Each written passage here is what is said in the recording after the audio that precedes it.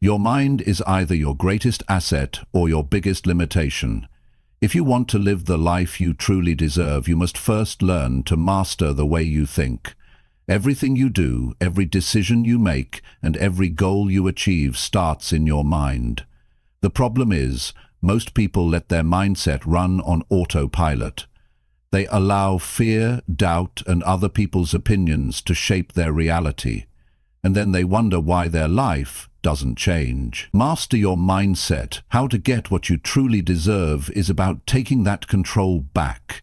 It's about training your mind to work for you, not against you. It's about replacing weak thoughts with strong ones, building habits that match your ambitions, and creating the discipline to follow through every day. If you're tired of settling for less than you're capable of, it's time to reset your mindset. Because the truth is simple, you will never rise above the limits you place on your own mind.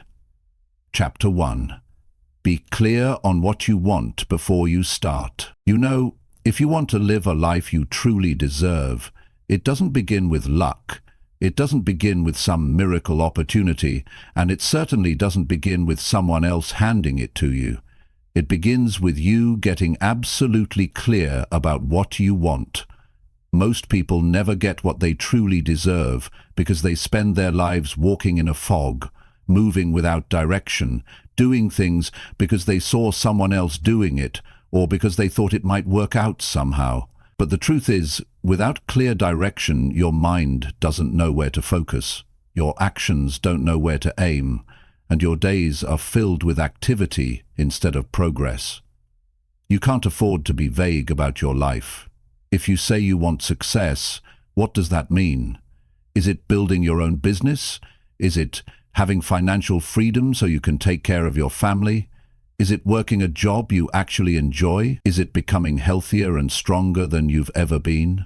Saying, "I want success," without defining it, is like telling someone you're going somewhere but not knowing which country you're going to. Your mind needs a target. Without that target, you will wander. And the tragedy is, you can spend years wandering and still feel like you've been moving. Clarity is powerful because it gives you permission to cut away the things that don't fit. When you are clear, you can look at a decision and say, "No, this doesn't take me toward my goal," or "Yes, this is exactly what I need to do." You start operating with precision. Without clarity, you'll keep saying yes to too many things. You'll find yourself helping other people chase their goals while yours remain untouched. Getting clear is not just writing down a dream. It's about taking an honest look at yourself and asking, what do I really want? What do I want so badly that I'm willing to work for it, sacrifice for it, and not give up on it when things get hard? That's the kind of clarity that changes your life. When you know what you want, you start to think differently. You begin to organize your life around it. You start looking at your time differently. You start valuing your mornings. You start being careful with your evenings. You pay attention to the people you give your attention to, because if you want to get what you truly deserve, you have to guard your time and your energy like they are your greatest resources, because they are. Here's what happens when you aren't clear. You get pulled in every direction. One day you're following this idea, the next day something new looks exciting. You jump from one thing to another, and years later you realize you're still in the same place. You've worked hard, but you haven't moved forward. The truth is, hard work only pays off when it's connected to a clear direction. The first step to mastering your mindset is deciding exactly where you're going. That means you have to sit down, away from distractions, and think. Not for 5 minutes, but until you know. Ask yourself, if I could design my life exactly how I want it, what would it look like? Where would I live? How would I spend my days? Who would I spend my time with? What kind of work would I do? What would my health look like? What kind of income would I have? How would I feel waking up each morning? Answer those questions in detail. Don't just say, I want to be happy. That's too vague. What does happiness mean to you? Once you answer these questions, you'll notice something. You'll feel a surge of energy. That's because the mind loves clarity. When you give your mind a clear target, it starts working for you. You'll begin to notice opportunities you never saw before. You'll connect dots you never connected before. Things that seemed random will now seem connected to your goal. But here's where most people make a mistake. They stop at clarity. They think, I know what I want now, and they expect life to just hand it to them. Clarity is only the beginning. It's the starting point. Once you know, you must commit to it. You must decide that you are not just interested in this goal, but you are committed to it. The difference between interest and commitment is huge. When you're interested, you work on it when it's convenient. When you're committed, you work on it even when it's inconvenient. You work on it even when you're tired. You work on it even when you don't feel like it. That's the kind of commitment clarity demands. The second part of being clear is understanding why you want it. If you want to earn more money, why? If you want a healthier body, why? If you want to grow your business, why? If your why is strong enough, you will find the energy to keep going when the road gets hard. People who quit usually don't quit because they don't have the ability. They quit because they never had a strong enough reason to keep going. Think about this. There are people with fewer resources, fewer connections, and more challenges than you who are still achieving their dreams. Why? Because they know exactly what they want and why they want it. That's the fuel that keeps them going. They don't waste time guessing. They don't change their direction every few weeks. They stay locked in on their target. When you are clear on what you want, you begin to attract the right opportunities. You also start to repel the wrong ones. That's not magic. It's focus. Your brain starts to filter everything through the lens of your goal. Suddenly, things that used to tempt you no longer do, because they don't fit your plan. You stop wasting money on things that don't serve your dream. You stop saying yes to events or activities that take you away from your goal. You stop spending hours scrolling through other people's lives and start building your own. Here's another thing. Clarity changes how you handle challenges. Without clarity, a problem can knock you off track for weeks. With clarity, you deal with it and keep moving. You see, when you know what you want, setbacks become temporary delays, not permanent detours. You learn to adapt instead of quit. Some people never take the time to decide what they want because they're afraid. Afraid they might fail, afraid they might choose the wrong thing, afraid other people might not approve.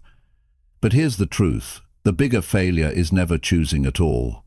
When you don't choose, life will choose for you. And you may not like what it picks. So take the time today to decide. Get specific. Write it down. Speak it out loud. Commit to it.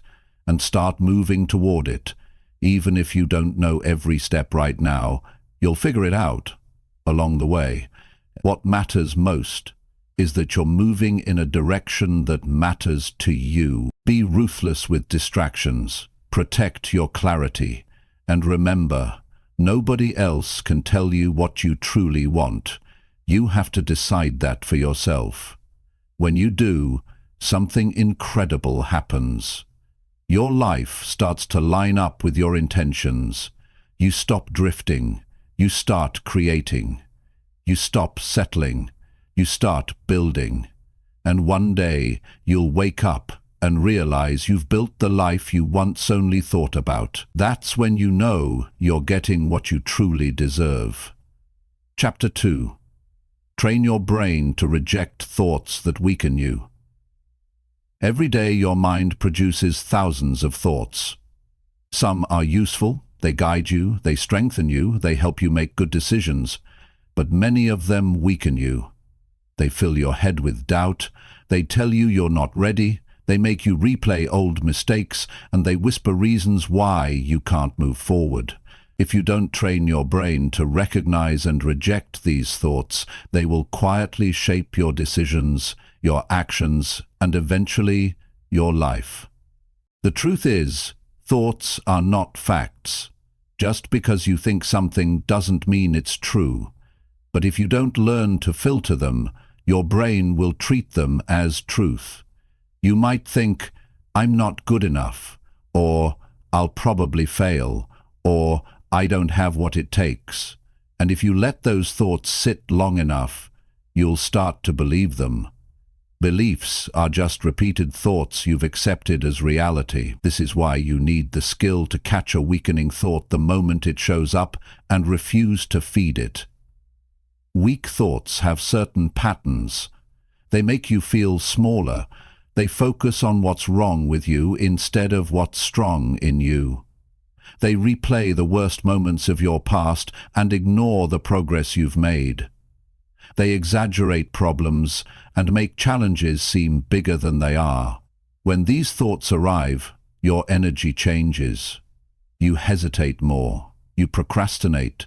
You lose the spark to take action.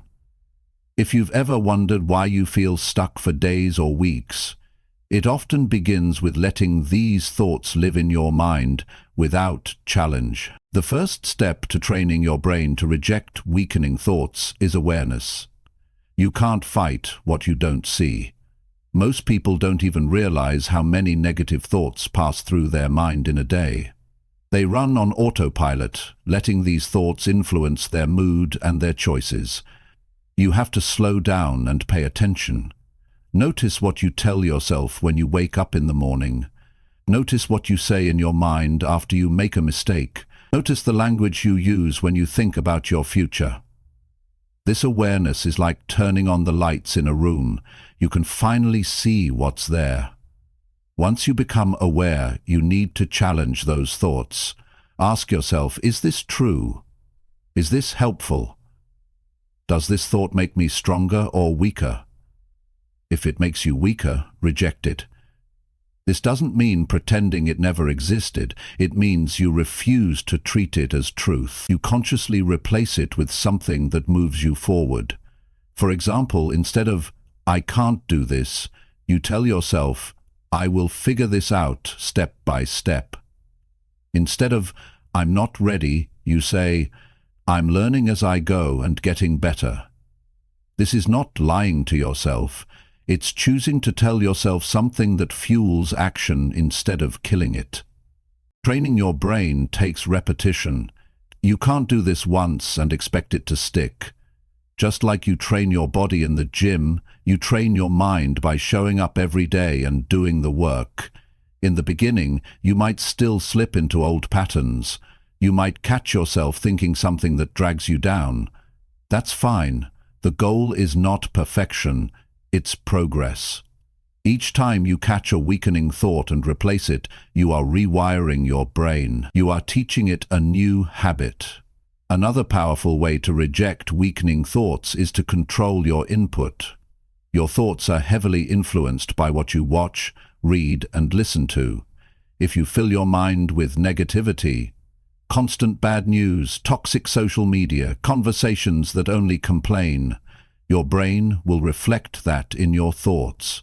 If you want stronger thoughts, you need stronger input. Spend time with people who push you forward. Read books that challenge your thinking. Listen to ideas that inspire action, not fear. The quality of your mental diet shapes the quality of your thoughts. One of the biggest traps people fall into is identifying with their negative thoughts. They say, "That's just the way I am," or "I've always been like this." The truth is, you're not your thoughts. Thoughts are mental events. They come and go. You are the observer, not the thought itself. If you take ownership of a weakening thought, it becomes part of your identity, and that's much harder to change. But when you see it as just a thought passing through, you give yourself the power to let it go. There's also a physical side to this. Your body and your thoughts are connected. When you sit slouched, tired, and inactive, your brain is more likely to feed you weak, passive thoughts. But if you move your body, stand tall, walk with purpose, breathe deeply, you send your brain a message that you are ready, alert, and capable. Small physical changes can interrupt a chain of weakening thoughts before they take over. Another point is to set mental boundaries. Just like you would protect your home from intruders, you protect your mind from thoughts that have no right to be there. You decide what gets to stay and what must leave. This takes discipline, but discipline is the foundation of a strong mindset. Every time you tell a weakening thought no, you are exercising that discipline muscle. Over time, your brain starts to favor strong thoughts because you've made them the default. Some people think they need to eliminate all negative thoughts to live a strong life. That's not true.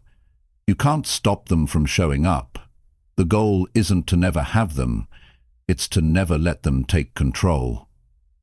Weakening thoughts are like uninvited guests. They might knock on the door, but you don't have to let them in. You acknowledge they're there, but you choose not to give them a seat at your table. You also have to be careful with the small, quiet thoughts. Sometimes the ones that weaken you the most are not loud and obvious. They sound reasonable. They say things like, maybe later, or it's not the right time, or you don't have enough experience yet. On the surface, they seem harmless, even logical, but if you look closer, you see that they are just excuses in disguise. They delay your action. They keep you from starting, and if you keep believing them, they will waste years of your life. The way you speak to yourself sets the tone for your entire day. If the first thing you do each morning is let weakening thoughts run unchecked, you're giving your day away before it even begins. But if you start the day by reminding yourself of what you're capable of, focusing on what's possible instead of what's wrong, you set a powerful standard. You tell your brain what kind of thoughts you will accept. It's also important to recognize triggers, situations, people, or environments that tend to spark weakening thoughts in you. Maybe it's comparing yourself to others online. Maybe it's a certain friend who only talks about problems. Maybe it's a specific activity where you've failed before.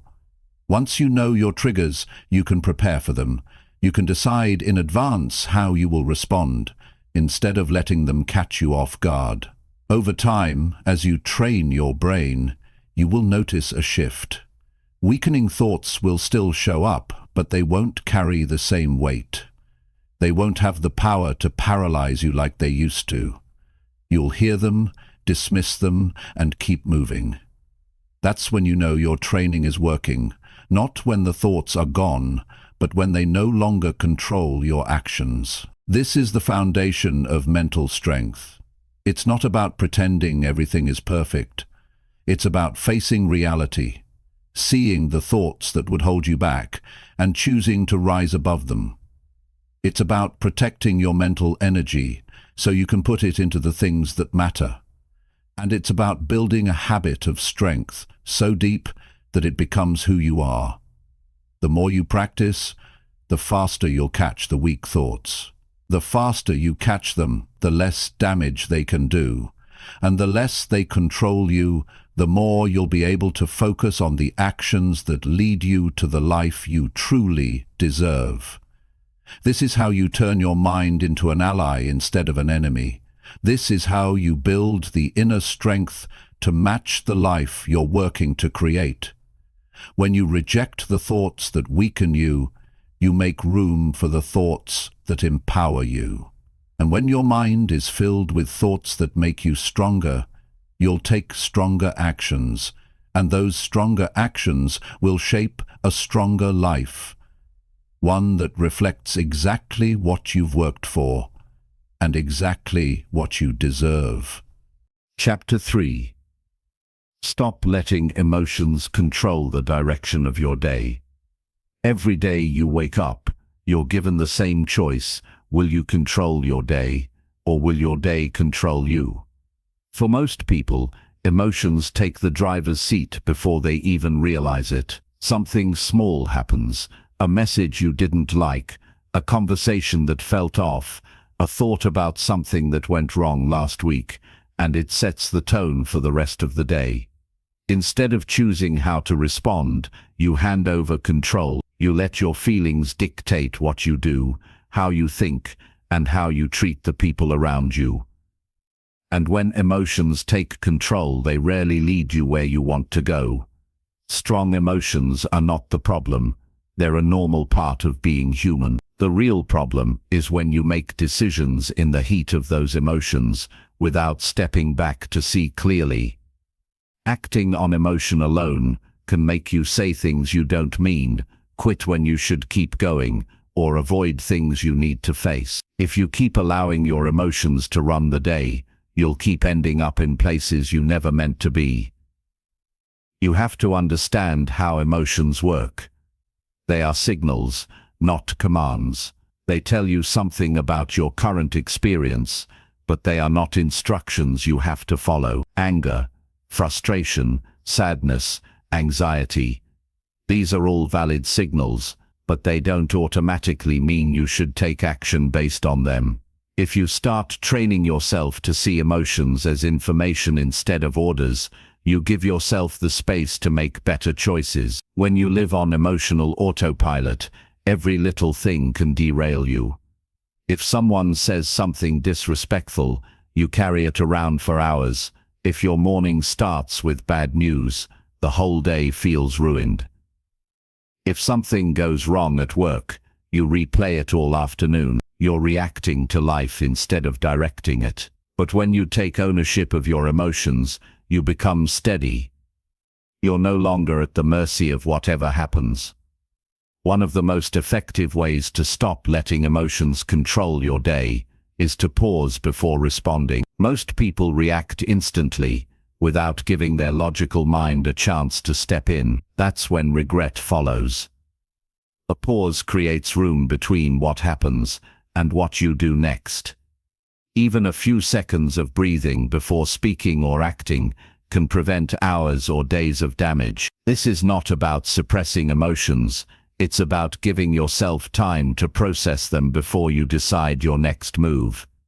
It's also important to know your emotional triggers. Certain situations, people, or even memories can spark a strong reaction in you. If you don't recognize these triggers, they will keep catching you off guard. Pay attention to the times when your emotions spike quickly. Is it when someone interrupts you, when you feel ignored, when you're under pressure? Knowing your triggers helps you prepare a response ahead of time, so you're not swept away in the moment. Another way to keep emotions from taking over is to check the story you're telling yourself. Something happens, and instantly, you give it a meaning. A friend doesn't call you back, and you decide it means they don't care. Your boss looks serious, and you assume you're in trouble. A stranger doesn't smile, and you think they're being rude. These are all interpretations, not facts, and they fuel emotions that may have no basis in reality. Before you let an emotion take over, ask yourself if the story you're telling is the only possible explanation. Your physical state also affects your emotions more than most people realize. When you're tired, hungry, or stressed, your emotions can swing harder and faster. If you've ever been irritated for no reason, only to realize you hadn't eaten in hours, you know this is true. Taking care of your body, getting enough sleep, eating real food, staying active, makes it much easier to keep emotions in check. A strong mind works best when the body is supported. You also need to separate your identity from your current emotional state. Feeling angry doesn't mean you are an angry person. Feeling anxious doesn't mean you are weak. When you tie your emotions to your identity, you're more likely to defend them instead of release them. You start saying, "This is just who I am," and that keeps you stuck. See emotions as temporary experiences, not permanent traits. They can shift quickly when you stop clinging to them. A useful mental skill is to decide in advance how you want to feel and act for the day. Instead of waking up and waiting to see what mood shows up, set the tone yourself. Maybe you choose to focus on patience, or productivity, or gratitude. Throughout the day, when emotions rise that don't match that tone, you'll notice it right away. Then you can decide if you want to let that emotion in or let it pass. One thing to remember is that emotions often come and go much faster than we expect. If we don't feed them, the more you dwell on them, replay events, or talk about them without resolution, the longer they stay. A spike of anger might naturally fade in minutes, but if you keep thinking about what caused it, you'll keep it alive for hours. You control whether an emotion is a brief visitor or a long-term resident. It's also worth noticing how much your environment shapes your emotional state. The people you spend time with can either calm you or stir up constant emotional storms. The spaces you live and work in can either create a sense of order or stress. You have more control over these influences than you think. Choosing your environment carefully is part of choosing the emotions you want to live with. When you stop letting emotions run your day, you make room for logic, discipline, and long-term thinking. You stop making decisions you regret. You stop wasting hours stuck in feelings that don't help you. You start handling challenges with a clear head, even when the situation is intense. People will notice the difference. They will see that you're steady, reliable, and able to keep moving forward, no matter what happens. Some people resist this idea because they think controlling emotions means being cold or unemotional. That's not the goal. The goal is to be the one in charge of how you respond, not a prisoner to every mood shift. You can feel deeply and still think clearly. You can acknowledge emotions without letting them decide your next step. The discipline of emotional control is built the same way as any other discipline, through practice. You practice in small moments, so you're ready for the big one. You practice when the stakes are low, so you're strong when they're high. Over time, it becomes second nature to pause, question your thoughts, and choose your response instead of reacting blindly. And here's something important. You don't have to win the emotional battle perfectly every day. Some days you'll slip, and that's fine. The key is to notice when it happens, and reset as soon as you can. Don't let one bad moment turn into a bad day. Don't let one bad day turn into a bad week. Emotional control isn't about never feeling upset. It's about catching yourself sooner and steering back toward the direction you want to go. If you look at the most stable, effective, and respected people, you'll see a common thread.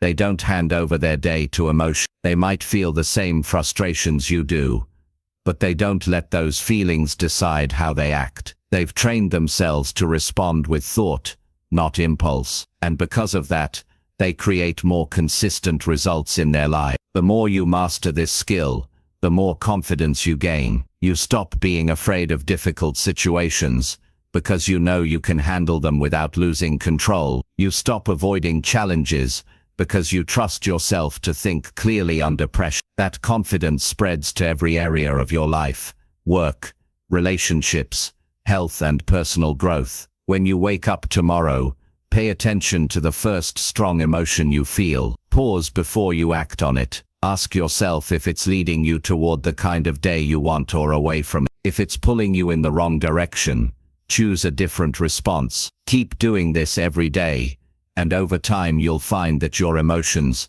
no longer control you. You control them. And when that happens, you stop wasting days on feelings that don't serve you, and start building days that create the life you truly want. Chapter 4. Choose behaviors that match the future you want. Every day you make choices. Some are small and seem harmless. Others are big and obvious, but every single one shapes where you end up. If you look closely at the life you have now, you'll see it's the direct result of the behaviors you've been repeating for years. That's why, if you want a different future, you have to start acting in a way that lines up with it right now. Your daily behaviors are either moving you toward the life you want, or keeping you locked into the life you're trying to leave behind. There's no neutral ground. The future you want is not going to be built by accident. It will come from the actions you choose on purpose. Too many people say they want a certain life, but spend their days doing the exact opposite of what it would take to get there. They want financial freedom, but spend recklessly. They want a strong body, but neglect their health. They want deep relationships, but don't put in the time or attention. Wanting something is useless if your behavior works against it. To align your behavior with your desired future, you first have to be crystal clear on what that future looks like. You can't just say, "I want to be successful," or "I want to be happy." You have to define it. What exactly does success mean to you? What does happiness look like in your daily life? Without a clear vision, you won't know which behaviors match it and which don't. And if you don't know the difference, you'll keep making choices that feel okay in the moment, but sabotage your long-term goals. Once you know the future you want, every decision becomes a test. Does this action move me closer to my goal or further away? This is the filter you should run every choice through. It's not about being perfect. It's about developing the habit of catching yourself before you act in ways that contradict your vision. When you start thinking this way, you stop doing things just because they're convenient or because everyone else is doing it. You start acting based on your own long-term interests. You also have to understand that your current habits are not random. They are deeply ingrained patterns built over time, and some of them may directly oppose the future you want. Changing them won't happen overnight, but it starts with awareness. Identify the behaviors that don't serve you. Be brutally honest with yourself. Maybe you waste too much time on distractions. Maybe you give in to laziness too easily. Maybe you avoid hard conversations that would actually help your relationships. Until you face these truths, you'll keep repeating them. Replacing these patterns means making deliberate choices every single day. If your goal is to be financially independent, your behavior has to reflect discipline in how you earn, save, and invest your money. If your goal is to have better health, your behavior has to reflect discipline in what you eat, how you move, and how you rest. If your goal is to grow in your career, your behavior has to reflect discipline in learning, producing results, and taking initiative. You can't say you want one thing but keep doing the opposite without paying the price. One of the traps people fall into is waiting until they feel ready to change their behavior. That day will never come. You will never wake up and suddenly feel like doing all the things you've been avoiding. You have to start now, even if it's uncomfortable, even if it feels forced at first. The truth is, action creates readiness. The more you do the behaviors that match your future, the more natural they become, and eventually, they replace the old ones. You also have to understand the role of discipline. Motivation is nice, but it's unreliable. Some days you'll feel inspired, but many days you won't. Discipline is what keeps you consistent when the excitement fades. Discipline is making the choice to keep going even when no one is watching, even when the results aren't visible yet. Without discipline, you'll fall back into your old ways the moment things get hard. Part of choosing the right behaviors is learning to delay gratification. The behaviors that build your future often require giving up short-term comfort for long-term reward. It's saying no to something fun right now so you can say yes to something greater later. This is where most people fail. They choose what feels good in the moment instead of what will be good for them in the future. If you can master this one skill, you'll separate yourself from most of the world. You also have to surround yourself with the right environment. Your surroundings have a massive influence on your behavior. If you're constantly around people who don't care about their future, you'll be tempted to lower your standards. If your home or workspace is full of distractions, you'll waste more time than you realize. Shape your environment so it supports your desired behaviors instead of working against them. Another key is tracking your actions. Don't just hope you're on the right track, measure it. Keep a record of how you spend your time, what you accomplish, how you respond to challenges. This makes you aware of whether your daily behavior is truly aligned with your vision, or if you're fooling yourself. People who succeed over the long term don't leave this to guesswork. They monitor their progress and adjust when needed. Be willing to sacrifice. The life you want will require letting go of certain things. You may have to give up habits that feel comfortable. You may have to distance yourself from people who don't share your values. You may have to stop spending time on hobbies or activities that give you nothing in return. This is not punishment, it's making room for the future you want to build. It's also important to reward yourself for progress.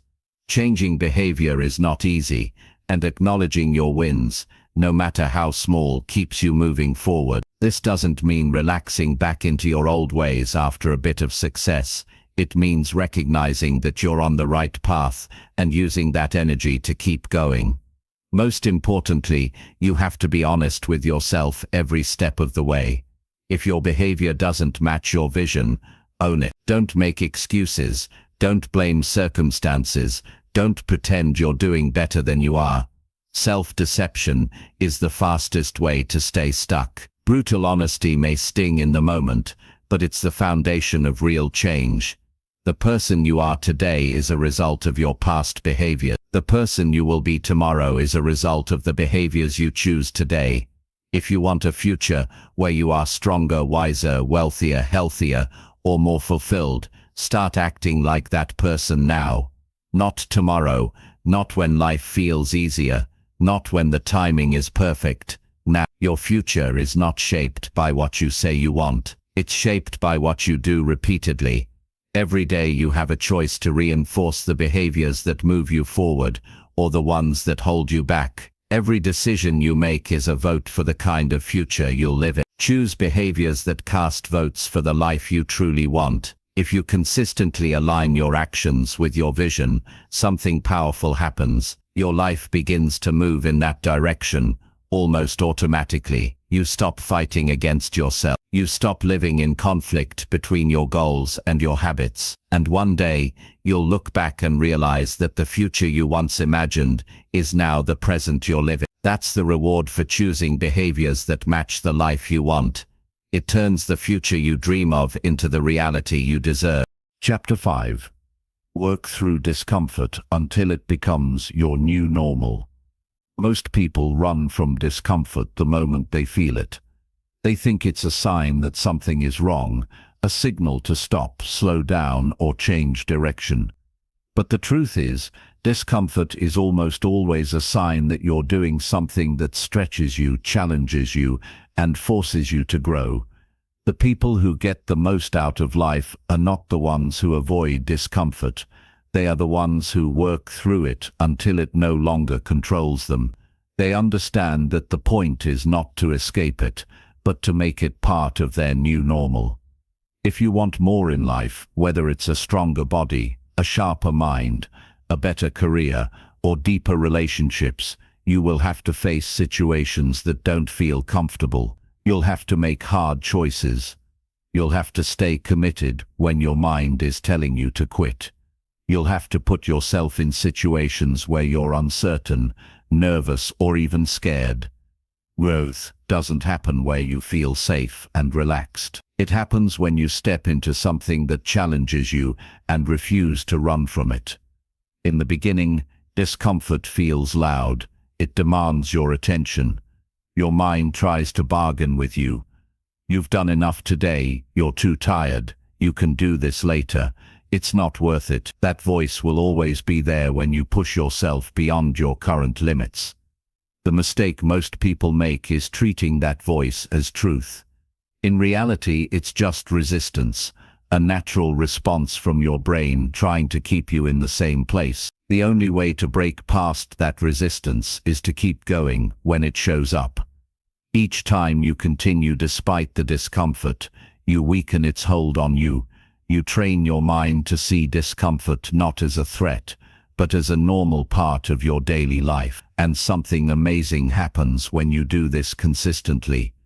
What used to feel overwhelming starts to feel ordinary. The workout you once dreaded becomes a habit. The difficult conversations you avoided become manageable. The work tasks that drained you become part of your routine. Discomfort loses its power when you face it repeatedly.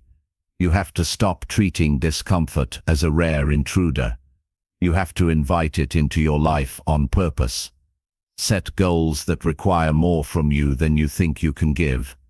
Take on challenges that make you feel unprepared. Do things that you've been avoiding simply because they make you uneasy. You cannot toughen your mind if you only do what feels good. One thing that helps is reframing how you think about discomfort. Instead of saying this is too hard, tell yourself this is me growing. Instead of thinking I can't handle this, say I'm learning how to handle this. This is not about lying to yourself. It's about giving meaning to the struggle. If you see discomfort as progress, it becomes fuel instead of a roadblock. Another key is to start small but stay consistent. You don't have to take on the biggest challenge of your life on day one. You just have to choose something that stretches you slightly beyond your comfort zone, and do it regularly. That might mean waking up earlier than you want to, having one uncomfortable conversation you've been putting off, or working longer on a task than you feel like. Over time, the small things build the strength for bigger ones. You'll also have to be willing to fail. Discomfort and failure are close friends. You can't embrace one without risking the other. Too many people play it safe because they're afraid to fail, and in doing so they keep themselves trapped in the same small circle. If you can learn to see failure as part of the process rather than a reason to stop, you'll find it much easier to face discomfort head-on. Every failure teaches you something. Every failure toughens you. Every failure makes discomfort less intimidating. It's important to understand that discomfort is temporary, but the benefits of working through it are lasting. The workout ends. The speech finishes. The hard conversation is over. But the strength you gain from pushing through stays with you. That strength carries into the next challenge, and the one after that. Eventually, you stop dreading discomfort because you've proven to yourself that you can survive it and even thrive because of it. Your environment will either make this easier or harder. If you spend your time with people who avoid challenge, you'll be tempted to do the same. But if you surround yourself with people who push themselves daily, you'll be inspired to raise your own standards. Energy is contagious. Choose your company carefully. Another thing to watch out for is your self-talk in moments of discomfort. How you speak to yourself determines whether you keep going or quit. If you tell yourself, I can't take this anymore, you're giving your mind permission to stop. If you tell yourself, just a little more, you're giving yourself a bridge to keep moving forward. That inner voice can either break you or build you. Train it to work for you, not against you. Track your progress. Keep a record of the things you've done that once felt impossible. Look back regularly to remind yourself of how far you've come. This builds confidence and helps you see that discomfort isn't something to fear. It's something you've overcome before and can overcome again. When you start to normalize discomfort, you realize it's not as bad as you imagine. Most of the pain is in the anticipation, not the experience. The workout isn't unbearable, it's just the first few minutes that feel tough. The conversation isn't unbearable, it's just the fear before you start speaking. The work isn't impossible, it's just getting started that feels heavy. Once you begin, you often find it's less painful than you thought. Don't wait for motivation to face discomfort. Motivation is unpredictable. It's here one day, gone the next. If you rely on it, you'll avoid hard things on the days it's missing. Build habits that don't depend on motivation. Commit to a schedule, not a feeling. When it's time to do something that challenges you, do it whether you feel like it or not. That's how you build the discipline that makes discomfort easier to handle. As you grow more comfortable with discomfort, your life changes in powerful ways. You stop holding back. You take more risks, not reckless ones, but calculated ones. You stop avoiding opportunities because they scare you. You stop doubting whether you can handle things. Instead, you face them knowing you've handled difficult situations before, and can do it again. This shift is what separates those who make lasting progress from those who stay stuck. The difference isn't talent, it isn't luck, it isn't opportunity. It's the willingness to work through discomfort until it no longer feels like a threat. The people who achieve the life they want are the ones who can do what's necessary, even when it's unpleasant. The longer you avoid discomfort, the more power it has over you.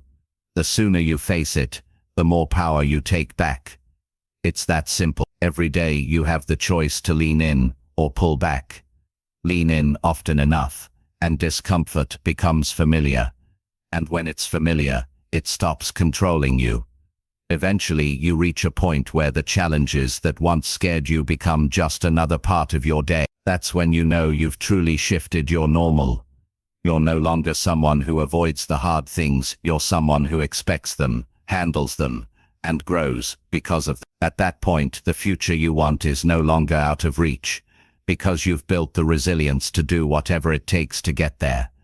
If you can work through discomfort until it becomes your new normal, you will have a skill most people will never develop, and that skill will follow you into every area of life, making you unstoppable in your pursuit of what you truly deserve. Chapter 6. Use rejection as proof you are pushing forward. Rejection is something most people spend their entire lives trying to avoid. They see it as proof that they're not good enough, that they're not ready, or that they don't belong. But that's the wrong way to look at it. Rejection is not a signal to stop. It's evidence that you're putting yourself in positions that matter. If you never hear no, it's because you're not aiming high enough. If you never get turned down, it's because you're staying where it's safe. And nothing extraordinary ever comes from staying safe. Every meaningful pursuit in life carries the risk of rejection. The moment you ask for a raise, apply for a competitive job, launch a business, share your ideas, or put your work out into the world, you open yourself up to being told you're not what they're looking for. That's unavoidable. The only way to escape it is to never try. But if you choose that route, you're also rejecting yourself before anyone else even gets the chance. That's far worse than hearing no from someone else. Rejection is feedback. It's information. It tells you that you've stepped out of the comfortable circle you've been living in and tried something that could move you forward. When you start seeing it that way, it loses much of its sting. It becomes less of a personal attack and more of a checkpoint. Instead of asking, "Why me?" you start asking, "What can I learn from this?" That shift is the difference between staying stuck and using rejection to fuel your growth. One of the most dangerous beliefs you can hold is that rejection means you're failing. The truth is, the people who succeed the most are usually the ones who have been rejected the most. The best athletes have been told they weren't good enough at some point. The most successful business owners have had people doubt their idea. The most admired leaders have faced setbacks and resistance. What separates them from everyone else is that they kept moving forward anyway. They took the rejection as a sign that they were in the game, not sitting on the sideline. It's important to realize that rejection often has little to do with your actual ability or potential. Sometimes it's timing. Sometimes it's the preferences of the person making the decision. Sometimes it's about factors you can't control. If you let a single no define your worth, you're giving away your power to someone else's opinion. That opinion might be flawed, biased, or based on incomplete information. Don't let that opinion dictate what you do next. You also have to separate the emotional response from the practical reality. Rejection will almost always sting in the moment.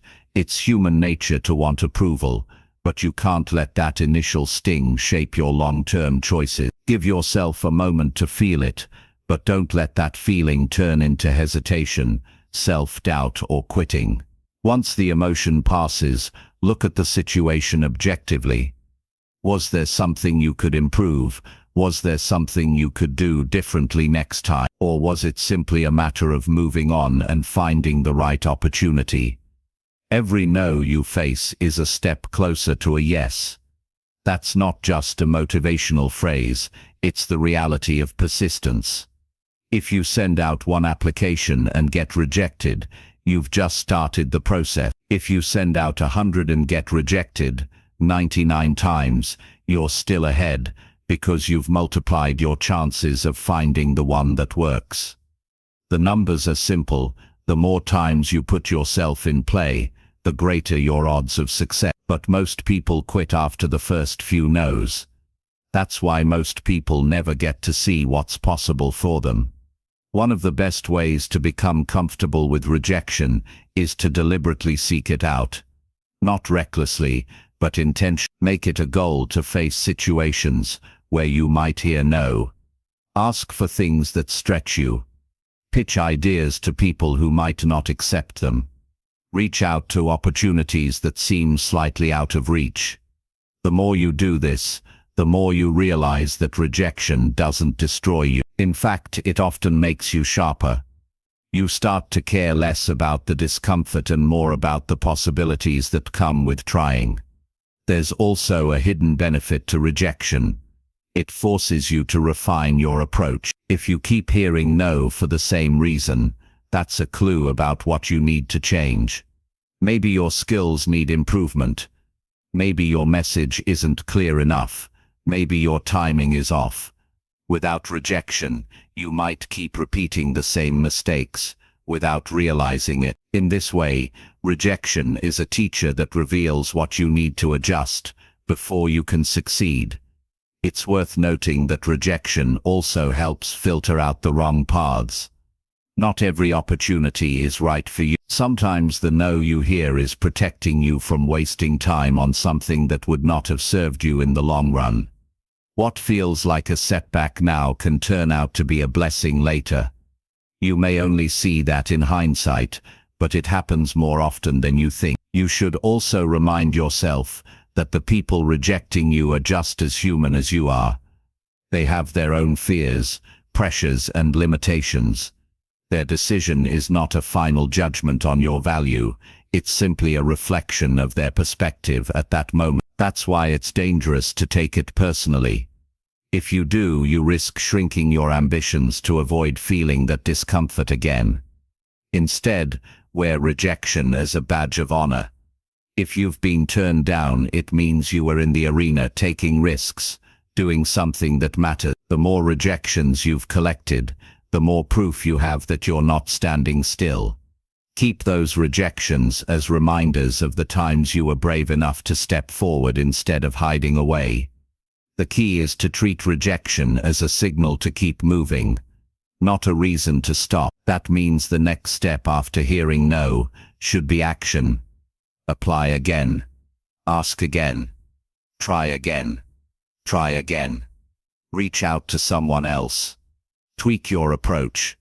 Keep the momentum going so that rejection becomes just one part of the process, instead of the end of the process. Your confidence grows each time you survive rejection. At first, it may feel crushing, but the more you face it, the less it controls you. Eventually, you'll get to the point where rejection is just another piece of feedback, something to note, learn from, and move past. That's when you become dangerous in the best way possible. You stop holding back. You stop letting fear dictate your moves. You start chasing what you really want, without being slowed by the possibility of someone saying no. Remember, no one who has achieved anything meaningful has done so without rejection. They've been told they couldn't do it, that it wouldn't work, that they weren't the right fit. But instead of taking those words as the final verdict, they used them as fuel. They kept showing up, improving, adjusting, and trying again until they broke through. That's the mindset you need if you're serious about getting what you truly deserve.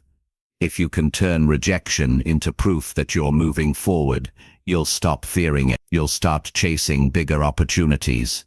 You'll stop wondering if you're on the right path, and know you are, because rejection will be the sign that you're stretching beyond your limit. And if you keep pushing long enough, Those no's will eventually lead you to the yes that changes everything.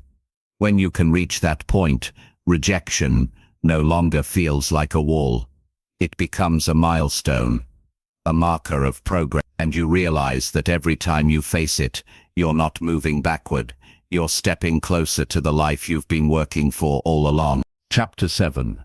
Limit time with people who drain your self-belief. The people you spend time with have more influence over you than you may want to admit.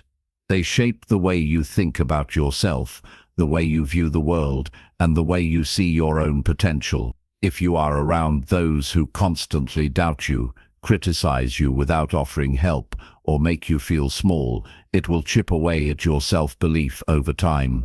And once your self-belief is weakened, it becomes much harder to move forward in life. That is why you must be intentional about who gets your time and energy. Self-belief is the foundation of every goal you pursue. Without it, you won't take the risks you need to take. You won't follow through when things get hard. You won't even start in some cases, because you've convinced yourself it's not possible. And while self-belief is something you must build within yourself, the wrong people can erode it quickly. Sometimes they do it openly by telling you that you can't do something, and other times they do it subtly, through dismissive comments, sarcastic remarks, or constant negativity. You need to recognize that not everyone in your life will want you to grow. For some, your growth will make them uncomfortable because it reminds them of their own lack of progress. For others, they may feel threatened by the idea that you could surpass them in some way. And for a few, it's simply that they have a habit of tearing people down instead of building them up. If you keep these people close without boundaries, their influence will seep into your thinking. You may start questioning your abilities, hesitating on decisions, or lowering your standards to match theirs. It's not about cutting everyone out of your life the moment they disagree with you. Healthy disagreement can help you grow. The real issue is with those whose presence consistently drains your confidence and leaves you feeling less capable than before. If every time you share an idea, a dream, or a plan they respond with reasons why it won't work, that's not guidance, it's discouragement. If you walk away from conversations feeling smaller, weaker, or less inspired than before, you need to reevaluate how much access they should have to your mind. Sometimes these people have been in your life for years. They may be family members, old friends, or colleagues you see every day. That makes it harder to create distance, but it doesn't make it less necessary. You can't allow loyalty or history to keep you in an environment that's damaging your mindset. If someone has shown you repeatedly that they are not supportive of your growth, you have to adjust the role they play in your life. That might mean seeing them less often, keeping conversations short, or avoiding topics that invite their negative. You also have to understand that limiting time with these people isn't just about avoiding negativity, it's about making room for the right influences. The hours you spend listening to doubt, criticism, and fear are hours you could spend around people who believe in you, encourage you, and push you to be better. Time is your most valuable resource. You can't afford to waste it feeding relationships that keep you stuck. It's important to pay attention to how you feel after interacting with someone. Do you feel energized, motivated, and ready to take action? Or do you feel drained, frustrated, and unsure of yourself? Your body and mind will tell you the truth long before you consciously admit it. Use those feelings as a guide for deciding how much time to give a person. When you start limiting your exposure to those who weaken your self-belief, you may face resistance. They might accuse you of being distant, selfish, or arrogant. That's because they feel the change in the dynamic. They're losing the influence they once had over you. But you can't let that guilt pull you back. Protecting your mindset is not selfish. It's necessary if you want to create the life you deserve. Replacing harmful influences with positive ones will accelerate your growth. Seek out people who are doing what you want to do, who think bigger than you currently think, and who push you to stretch yourself. Look for those who celebrate your wins, without jealousy, and challenge you when you're capable of more. These relationships will strengthen your self-belief instead of eroding it. You also have to be careful about subtle influence. Not every person who drains your confidence will do it through direct criticism. Some will do it by constantly focusing on the negative in their own lives. Spend enough time around them, and you start adopting their worldview without even realizing. You may become more pessimistic, more risk-averse, and more hesitant to try new things. Not because you truly believe those things, but because you've absorbed their mindset. If you're serious about limiting these influences, you need to be deliberate. This means actively choosing who you spend time with, not just going along with whatever's convenient or familiar. You may need to say no to invitations. You may need to stop answering every call. You may need to create new routines that give you less contact with those who hold you back. It's also worth recognizing that you can outgrow people. Just because someone was a good influence years ago doesn't mean they still are today. You're evolving, and not everyone will evolve with you. Some will remain in the same patterns, and if you keep too close to them, those patterns can slow you down. Outgrowing someone doesn't mean you wish them harm. It just means your paths are no longer aligned. Limiting time with people who drain your self-belief is not about building walls. It's about setting healthy boundaries. Boundaries protect your energy, your focus, and your belief in what's possible. Without them, you leave yourself open to constant erosion of confidence, and over time, that erosion can turn into a complete collapse of ambition. Remember, you become like the people you spend the most time with. If you want to be confident, capable, and resilient, you need to be around others who reflect those qualities. If you want to push yourself beyond your current limits, you need to be around others who are doing the same. Every hour you spend with someone is an investment. Make sure you're investing in the right direction. By being intentional about who gets your time, you take control of your mental environment. You stop letting others shape your belief in yourself. You stop handing over your confidence to people who don't value it, and you start surrounding yourself with influences that lift you up instead of pulling you down. Over time, you'll notice a difference. Your thinking will become sharper,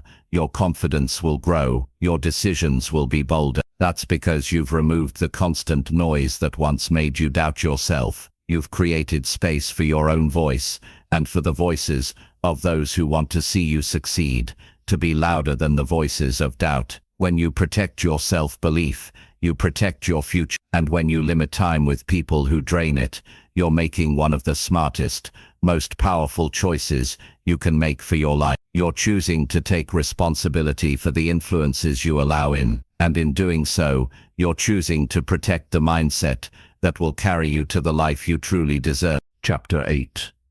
Do the right thing even when it feels unseen. Doing the right thing when everyone is watching is easy. It's when no one is looking that your true character is tested. In those quiet moments, when there's no applause, no recognition, and no immediate reward, the choice you make says everything about who you really are. Most people want to be seen doing good things, but the real measure of a person is whether they will still make the right choice when it feels invisible.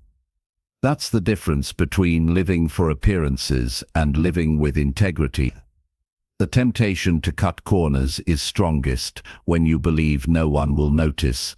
It could be skipping a step in your work because it takes more time, not admitting a small mistake because it might make you look bad, or failing to follow through on a promise because you think no one will remember. These moments might seem small, but they matter. They shape the kind of person you become, and over time, they either build your strength of character or slowly erode it. When you consistently do the right thing in private, you build trust with yourself. That trust is powerful because it allows you to rely on your own word. You know that if you say you'll do something, you will, whether or not someone is keeping track. This kind of self-respect is the foundation of a strong mindset. Without it, you may look confident on the outside, but always feel shaky on the inside, because deep down you know you don't always follow through. There's another truth here. What you do in the unseen eventually shapes what shows up in the visible. The habits you build in private are the ones that determine how you act under pressure.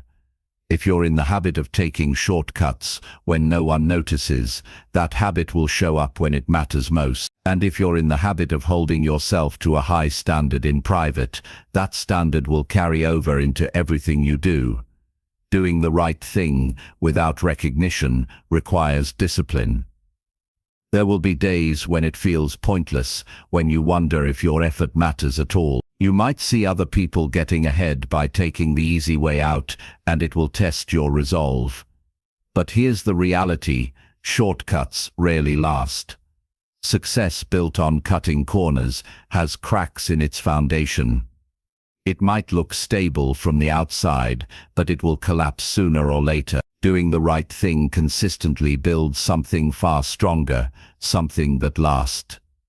When you make a choice, it's not just about that one decision, it's about the pattern you're creating. Every choice is a vote for the kind of person you are becoming. Each time you do the right thing when it's unseen, you're strengthening your identity as someone who can be trusted, someone who holds themselves to a standard, someone who doesn't need an audience to act with integrity. It's important to understand that doing the right thing unseen isn't just about morality, it's also about long-term results. In any pursuit, whether in business, health, relationships, or personal growth, the actions that lead to real success are often unglamorous. They're the small, consistent things you do every day without praise or validation. Showing up on time, keeping your word, preparing thoroughly, practicing when no one's watching. These are the things that separate the truly successful from the ones who only look successful on the surface. In relationships, doing the right thing unseen means being loyal when the other person isn't around to see it. It means keeping your promises even when it's inconvenient.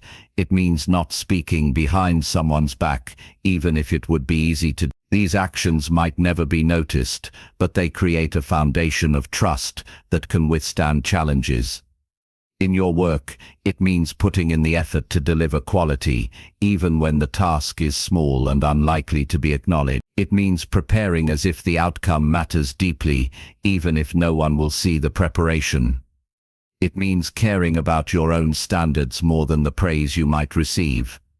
Over time, this builds a reputation that can't be faked. People eventually notice the consistency, even if they can't point to the exact moments that created it. There's a quiet confidence that comes from living this way. You don't have to boast about your work or seek constant validation because you know what you've done. You can walk into any situation knowing you've prepared, that you've done the right thing even when it was inconvenient, and that you can rely on the habits you've built. That kind of confidence can't be bought, it has to be earned, day after day in the unseen. Of course, there will be moments when you feel like no one cares. That's when you have to remind yourself that the goal is not to be seen doing the right thing. The goal is to be the kind of person who does it automatically. Recognition may come, but even if it doesn't, the rewards are still there. You're building resilience, you're strengthening your discipline. You're training yourself to be dependable. These qualities will serve you far more than momentary applause ever could. Another reason to do the right thing unseen is that you never truly know who's paying attention. People notice more than they say. A colleague might see your work ethic and be inspired to raise their own standard. A friend might notice your consistency and decide to commit to their own goals more seriously. Your example can have a ripple effect you don't even realize. But the most important audience is always yourself. You have to live with the choices you make. If you compromise your values in private, you'll carry that knowledge with you. It will sit in the back of your mind, quietly eroding your confidence. But if you know you've acted with integrity, you can stand tall regardless of the outcome. You'll find that the more you practice doing the right thing in unseen moments, the easier it becomes. At first, it might feel like a choice you have to think about. Over time, it becomes automatic. You stop debating with yourself because your standard is set. You simply don't cut corners. You simply don't break your word. You simply don't compromise your principles, whether anyone is watching or not. Living this way also frees you from the exhaustion of trying to maintain an image. When your private actions match your public values, you don't have to pretend. You don't have to worry about being found out. You can live openly and confidently because you're not hiding anything. This kind of integrity brings peace of mind that is rare and valuable. And make no mistake, life has a way of rewarding this. Opportunities tend to find people who are known for doing things right. Trust opens doors that talent alone can't open. The people who consistently show up, follow through and honor their commitments are the ones who are remembered when it matters most. The real work of building the life you want is often invisible. It's the hours no one sees, the decisions no one hears about, the effort no one claps for. But those are the very moments that shape your future. If you can win in those moments, if you can hold yourself to your highest standard, even when it feels unseen, you will develop a strength that few people have.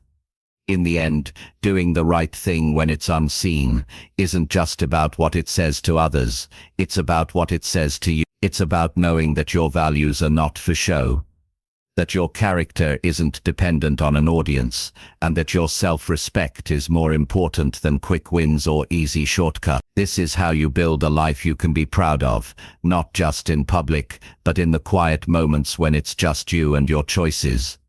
If you can commit to that, you will never have to wonder whether you are worthy of trust, respect, or opportunity. You will know that you've earned it, not by what others have seen, but by the person you've proven yourself to be when no one was looking. That is the kind of strength that lasts a lifetime. Chapter 9. Build mental stamina by doing hard things daily. Mental stamina is not something you are born with in full strength. It's something you earn through consistent effort, the same way you would train a muscle. If you want a mind that stays strong when life gets hard, you have to put it under pressure regularly. That means deliberately choosing to do things that challenge you, not just once in a while but every single day. The more you expose yourself to discomfort in a controlled way, the more resilient you become when real challenges arrive. Most people wait until they are forced into a difficult situation to test their mental endurance. By then, it's too late to start building it. They crumble because they haven't prepared themselves for sustained effort under stress. But if you make a habit of doing hard things daily, you create a mental reserve you can draw on when life throws unexpected challenges your way. This preparation is the difference between falling apart at the first sign of struggle and being able to keep moving no matter what happens. Doing hard things daily doesn't have to mean chasing extreme goals right away. It can be as simple as deliberately stepping outside your comfort zone in small but meaningful ways. It might mean waking up earlier than you want, pushing yourself through a workout when you're tired, finishing a task you've been avoiding, or starting a conversation you'd rather skip. The key is to face something that requires effort, focus, and the ability to push past the voice in your head that tells you to stop. Each time you overcome that voice, you strengthen your ability to do it again. The resistance you feel before doing something hard is not a sign you should quit. It's the exact reason you should keep going. That resistance is your mind's way of testing whether you really mean what you say when you set your goal. If you give in to it often, you teach your brain that it can stop you with minimal effort. But if you push through it consistently, you train it to obey your decisions instead of dictating them. Consistency matters more than intensity in the beginning. Doing one extremely hard thing once in a while won't build mental stamina the same way doing something challenging every day will. Think of it like exercise. One exhausting workout won't make you strong, but daily training will. By stacking small challenges on top of each other, you create a baseline of mental toughness that makes bigger challenges feel less overwhelming. The benefit of daily hard work is that it changes the way you respond to difficulty in every area of your life. When you're used to doing things you don't want to do, hesitation becomes shorter. You don't waste as much time debating whether you can handle something, you just do it. This habit reduces procrastination and builds a bias toward action, which is one of the most valuable traits you can develop. Another benefit is the discipline it instills. Mental stamina is closely tied to discipline because you can't keep doing hard things every day without it. Discipline means showing up even when you don't feel like it, and daily challenges force you to practice that skill over and over again. Eventually you stop relying on motivation, which comes and goes, and start relying on discipline, which you control. The specific hard things you choose to do can evolve over time. As you grow stronger, what once felt difficult will start to feel normal. That's a sign you're improving. It also means you need to raise your standards and choose bigger challenges to continue growing.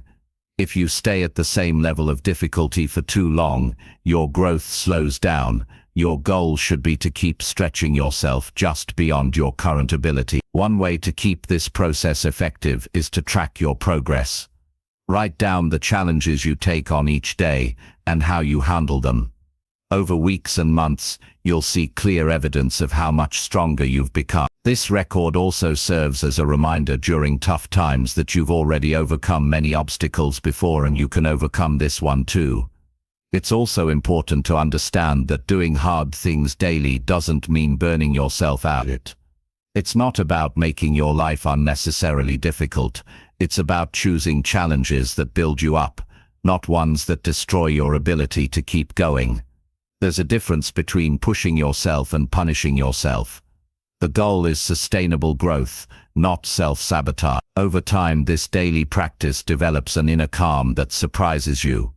When others panic under pressure, you're steady. When others give up, you keep going. That steadiness comes from knowing you've faced discomfort before and handled it. You've built trust in yourself through repetition. You no longer fear difficulty the way you once did, because you've made it a normal part of your life. You'll also notice that your confidence grows in ways that have nothing to do with arrogance. It's not about thinking you can't fail, it's about knowing you can recover quickly if you do. That's a critical distinction. People with true mental stamina aren't fearless, they're prepared. They've trained their minds to operate effectively, even when things are uncomfortable, uncertain, or overwhelming. This kind of resilience becomes a competitive advantage in every area of life. In work, you'll take on projects others avoid. In relationships, you'll have the tough conversations others shy away from.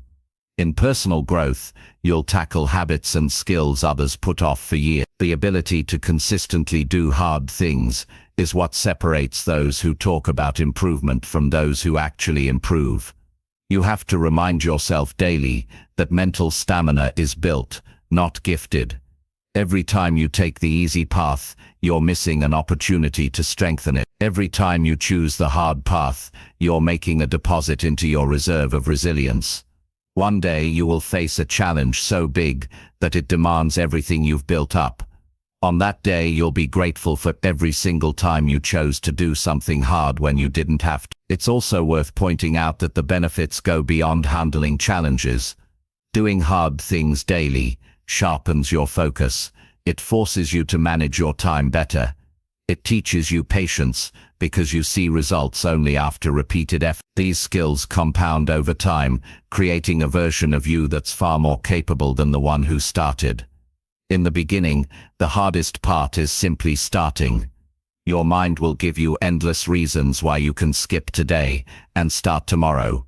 Ignore. The best way to build mental stamina is to start before you feel ready and to keep going long after you feel like stopping.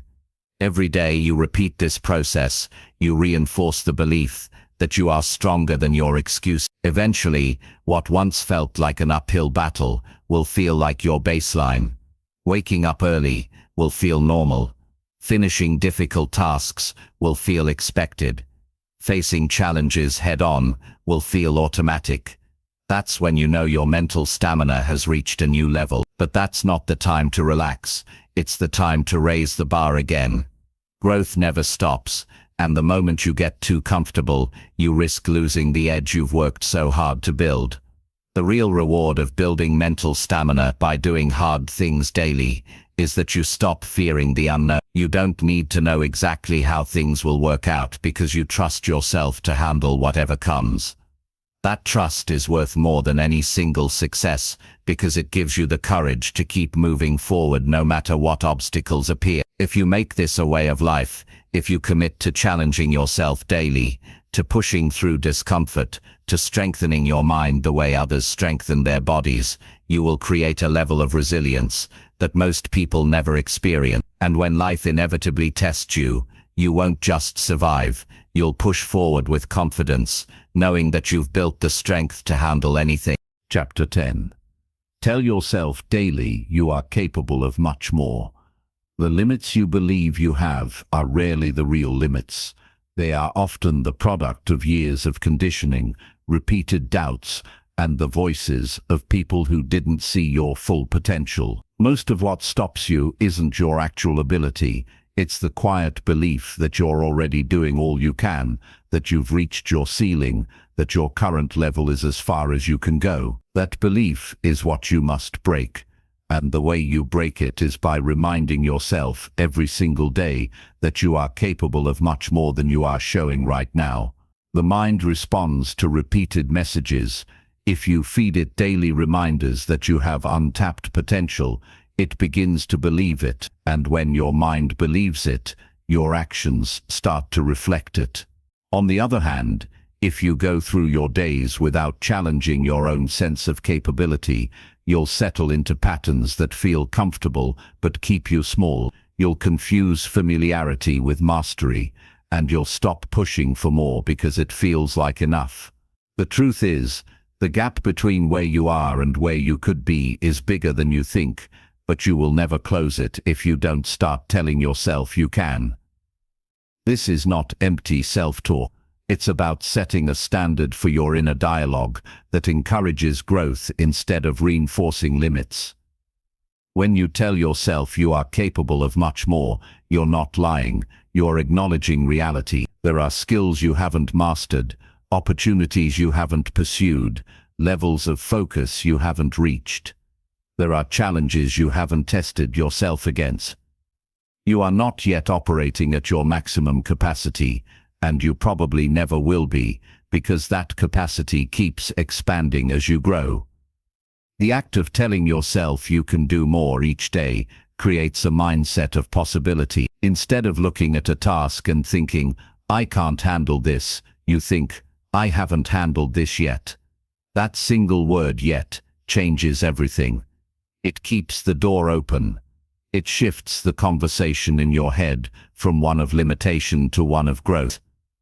It removes the finality from your current level and turns it into a stepping stone. The danger of not doing this is that you start to accept the boundaries that life or other people have drawn for you.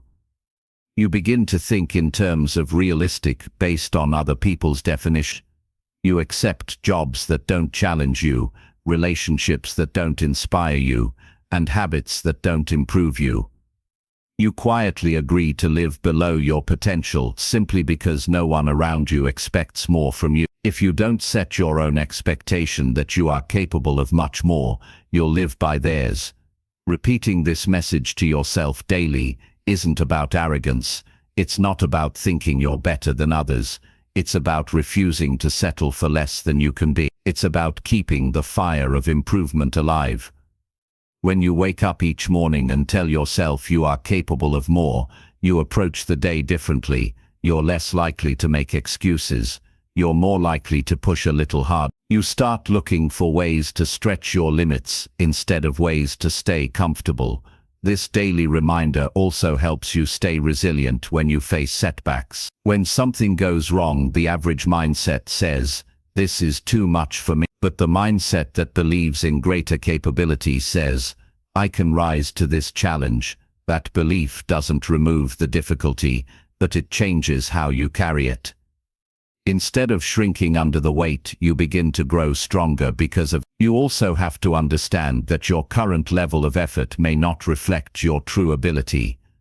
Most people operate at a fraction of what they can really do. They stop when they feel tired, not when they've reached their actual limit. They aim for good enough instead of excellence, because they think pushing further won't matter. But you can't find your true limit without going past what feels comfortable. And you won't even attempt that unless you believe more is possible for you. One powerful way to live this belief is to set challenges that stretch you in different areas of life. Give yourself goals that feel slightly out of reach, and then work toward them daily. Track your progress so you can see evidence of your growth. Each small win becomes proof that your self-talk is right. You really are capable of more than you thought.